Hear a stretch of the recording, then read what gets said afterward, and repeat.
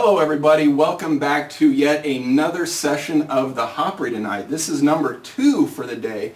My name is Mark Starr and I've got my good friend Andy here with me. He's the Happy Wine Guy from happywineguy.com. And we just got done reviewing the Dragon's Milk a little bit earlier and thought, you know what, let's have another beer. So I thought, why don't we go ahead and drink something locally. I've got some friends that work and through Facebook and things like that that are like, Mark, how come you don't review anything locally? Well, you know what? Look at that big bottle of locally right there. That's the Saison Brett from Boulevard. So tonight's the night. It is the night. Drink it up. The Dragon's Milk was really a special beer, but when one is good, 2 is better. I agree. And this is a big one. The last one was only 12 ounces, I think, and this one is I think like 3 gallons, so that's good. Actually, it's a 5th. Oh, it is a 5th. And we can talk about the beer bottle sizes here a little bit. Okay. Although it makes me really thirsty. This is a 5th, which you might guess is a 750 milliliter bottle, a 5th of a liter. Okay. And these other wackos all across the globe that have gone metric and don't follow us with our yards and our ounces and things like that. That's what they put in a 5th. Like a 5th of vodka, right. And that's a normal wine bottle size. I would know that I'm the Happy Wine Guy. But there's an interesting thing in that a lot of beer purveyors will do a bottle that's slightly smaller, and it is something like 22.4 ounces or such. Are you familiar with those bottles? Maybe that's a bomber bottle because this is a whole 5th. And I've asked people, I'm like, why is that bottle that size? And they're like, well, that's like a 4th of a liter or something like that. It's strange, but you'll see something that is maybe, this is going to be 25.3. That's what wine comes in. The other ones are like 22.4. Nice. Like Hop Stupid, things like that. Okay, yeah, 22 ounces maybe? Yeah. Yeah, great. I think it's a little bit more. Well, I'm glad you're over here tonight helping me drink some beer, because I've had some people out there kind of requesting the Saison Brett, and I'll be honest with you, not that I can't handle it, but it is a bit much to sit down and drink a bottle of this size, especially, especially when it's got, the amount of flavor and the amount of alcohol.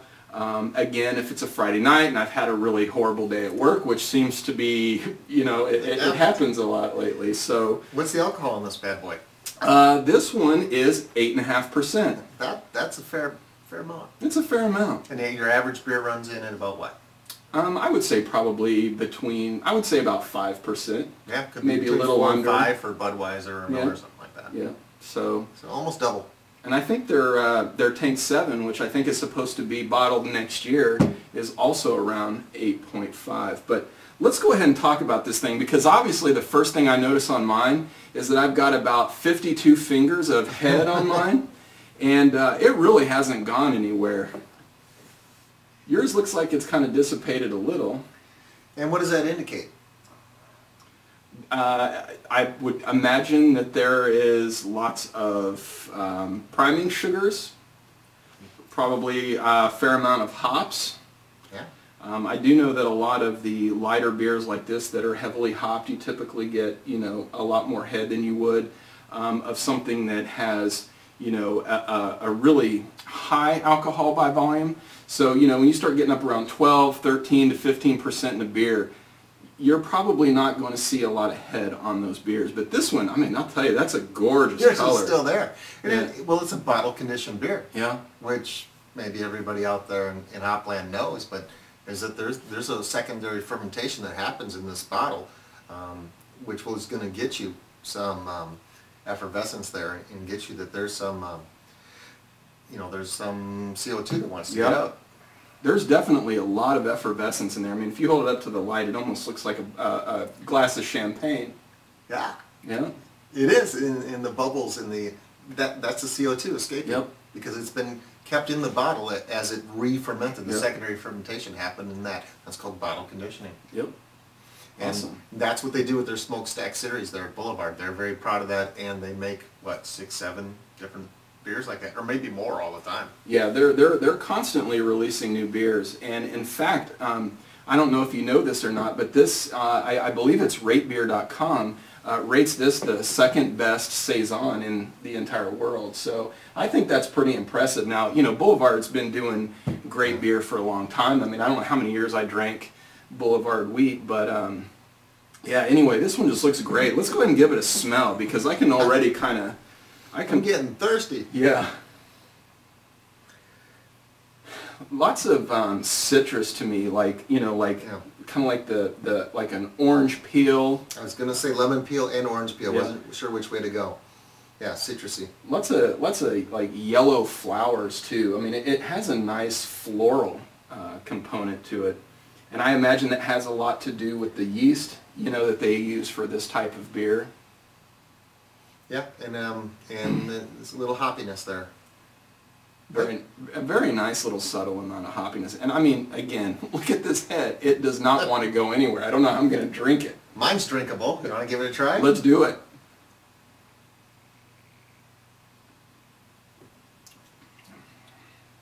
Boy, that is delicious. No, it's really refreshing. Mm-hmm. Right from the front to the back. Yeah. It's kind of a happy wine guy way to look at my front, mid, and back palate. That coats the tongue with a lot of flavor, and then I kind of get that dry lemon meringue kind of pie flavor, and really neat. And that yeastiness, which, you know, like a pie crust, the making thing, that's what this beer is known for. I mean, it is very yeast-centric. Yes. And that's why it's called that Saison Brett. The Brettanomyces yeast, yep. Thank you. Tell the group about that. Brettanomyces, it's a wild yeast that a lot of breweries use in more of your sour ales typically. They do use them in, you know, obviously Saisons and things like that, but it's definitely a recognizable yeast. Once you've tasted Brettanomyces yeast, you'll always remember what that tastes like. But I did want to compliment you on the lemon meringue and kind of the pie, because it is that kind of crusty, and maybe it's because I've got, you know, all this meringue on top of it, but it is reminding me a lot of a really nice, grown-up, slightly barnyard funky lemon meringue pie. Yeah, and it finishes with a little tang, not the astronaut juice, but that little bite there at the end that lets you know that you're drinking a serious beer. It is hard for me to pick a Boulevard beer I like better than this one. This one is very impressive, and it's a real treat to be able to have it here. If you can find this beer, you should get it. If you can't, hook them up, tell them how to find you, and we'll point you in the direction, because this one is something that makes you stand up in your chair and go, wow, what did I get? It is really good. I mean, this is the type of beer when you drink it, you know, I think it's good that they put it in this kind of bottle, because, you know, this is the kind of beer that makes me think like wedding reception. You know, you're walking around with this great beer, and maybe people who don't know about good beers, you know, maybe they kind of have to be tricked into experiencing a new type of beer. But I think when they try this, and even the Tank 7, I really think it'll kind of open up their palates and their imagination, and into maybe trying some of those. And I think once you really kind of develop a taste for that type of wild yeast, I mean, there are about 10 million Belgian beers out there that will really make you happy. So, well, we're going to go ahead and sit here and finish the rest of this bottle and take our time. It looks like we've got about half of it left, but if you're following me on Twitter, you can go to twitter.com/the Hopry.